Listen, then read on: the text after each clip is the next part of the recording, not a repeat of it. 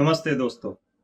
आज हम बात करेंगे एक बहुत ही कॉमन बीमारी जो ऑलमोस्ट सबको होती है, हेडेक यानी कि सिर दर्द।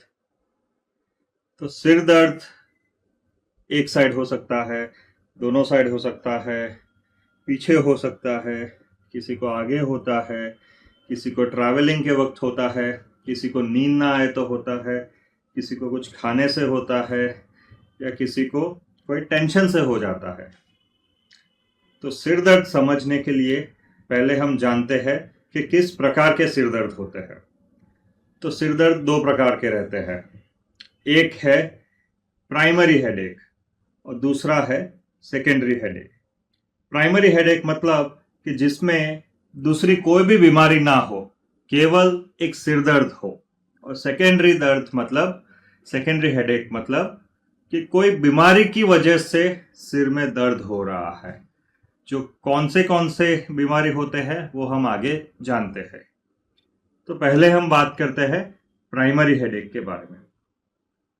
तो प्राइमरी हेडेक तीन प्रकार के होते हैं। एक है टेंशन हेडेक, दूसरा है माइग्रेन और तीसरा है क्लस्टर हेडेक। तो सबसे कॉमन जो है वो है टेंशन हेडेक। टेंशन हेडेक नाम ही बताता है कि कैसे होता है। जिनको कभी भी टेंशन होता है, स्ट्रेस होता है, तो उन लोगों को ये हेडेक होता है। इसमें होता क्या है, एक जोर से किसी ने पट्टा बांध दिया हो वैसे जबरदस्त आगे हेडेक होता है। हेडेक कब होता है? तो जभी जभी स्ट्रेस में आदमी आ जाता है, तभी टेंशन आ जाता है, कोई प्रकार की सिचुएशन में जिससे वो वाकिफ ना हो। ये सारे कारण होते हैं टेंशन हेडेक के। दूसरा मोस्ट कॉमन रहता है माइग्रेन। माइग्रेन में क्या होता है? माइग्रेन में टिपिकली होता यह है कि एक बाजू से दर्द चालू होता है, या तो ये साइड या तो ये साइड। और होता कैसे है, जैसे कि ढब ढब ढब ढब, कोई एकदम जोर से फट जाने वाला हो, वैसा हेडेक हो जाता है। माइग्रेन आने से पहले कई लोगों को पता चल जाता है कि अभी सिर दर्द होने वाला है। किसी को आंखों के सामने कुछ रोशनी दिखने लगती है, किसी को कुछ कान में कुछ सुनाई देने लगता है, किसी को वॉमिटिंग जैसा सेंसेशन होने लगता है। तो ये सारे चीज़ें भी माइग्रेन के साथ एसोसिएटेड रहते हैं। माइग्रेन में एक्चुअली होता क्या है? माइग्रेन में जो सिर में जो खून की नस जाती है, दिमाग के अंदर नहीं, बाहर की नस जो यहाँ से जाती है या फिर पीछे से जाती है, या कोई भी जो सिर की नस होती है, उसमें वो नस फूल जाती है। जब जब वो नस फूलती है तो खून बहुत तेजी के साथ अपनी धड़कन के साथ ठप ठप ठप ठप करके आगे बहना चालू होता है। और जब भी ऐसा होता है तभी बहुत जोर से दर्द होता है। तो कहीं ना कहीं ये माइग्रेन अपने स्वभाव के साथ कनेक्टेड रहता है। जिनको ज़्यादा टेंशन आ जाए, छोटी छोटी बात पे स्ट्रेस आ जाए, बहुत चंचल स्वभाव के होते हैं, उनको ये सारा, जो बहुत सेंसिटिव होते हैं, उनको माइग्रेन होने के चांसेस ज़्यादा रहते हैं। सर देखा जाता है कि 50 साल की उम्र के बाद माइग्रेन का हेडेक धीमे धीमे कम हो जाता है। तीसरा हेडेक कौन सा है? जो क्लस्टर हेडेक है।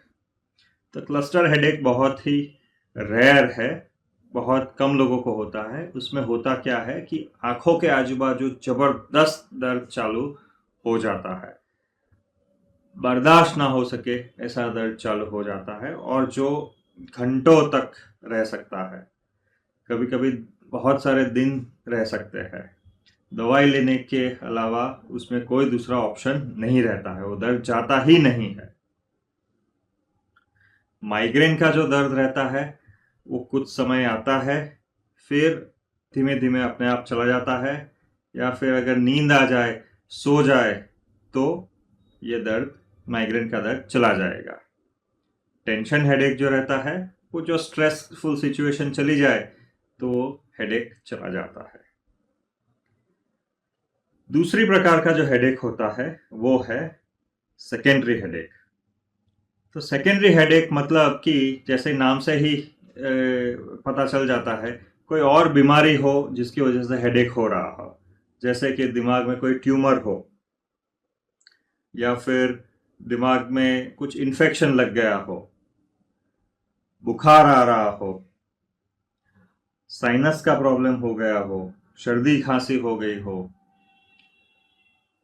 या फिर आंखों में रोशनी कम हो गई हो, चश्मे आ गए हो। जैसे मुझे दिन भर अभी ऐसा होता है कि सुबह से शाम तक अगर मैं पेशेंट्स के साथ रहूं और कुछ रिपोर्ट्स देखता ही रहूं, तो फिर शाम को मुझे हेडेक हो गया था। कुछ दिन ऐसा चला, फिर मैंने अपना आंखों के नंबर चेक करवाए तो मुझे चश्मे आ गए थे। तो ये भी एक बहुत कॉमन कारण है, एस्पेशली बच्चों में जब भी हेडेक हो जाए तभी हमेशा ध्यान रखिए, आंखों के नंबर चेक करवाए। हेडेक होता है तो कब डॉक्टर के पास जाना है? तो अगर माइग्रेन है या टेंशन हेडेक है, ऐसा सब हेडेक है जिसमें दूसरा कोई कारण नहीं है, तो वो अगर 3 महीनों से ज़्यादा तक लगातार रहता ही है तो फिर ज़रूर डॉक्टर के पास जाना है और बॉडी चेकअप करवाना है, ब्रेन का स्कैन करवाना है, या जो भी डॉक्टर बताए वो सारे टेस्ट करने ज़रूरी रहते हैं। अगर आपके हेडेक के साथ कोई और सिम्टम्स भी आ जाए, जैसे कि रोशनी धीमे धीमे कम हो जाए, चलने में बैलेंस चला जाए, चक्कर आ जाते हैं, या फिर हाथ पैर में कमज़ोरी आने लगे, स्वभाव बदलने लगे, मेमोरी डाउन होने लगे, तो समझो ये हेडेक कोई और कारण से हो रहा है, जो दिमाग में कुछ चल रहा है उसकी वजह से हो रहा है। तो इस सिचुएशन में डेफिनेटली डॉक्टर के पास जाना ही है। कभी कभी आदमी को कुछ भी नहीं है, अचानक से जबरदस्त हेडेक हो गया, ऐसा बोलेगा कि ऐसा जिंदगी में कभी नहीं हुआ था ऐसा हेडेक, और फिर बेहोश भी हो सकते हैं।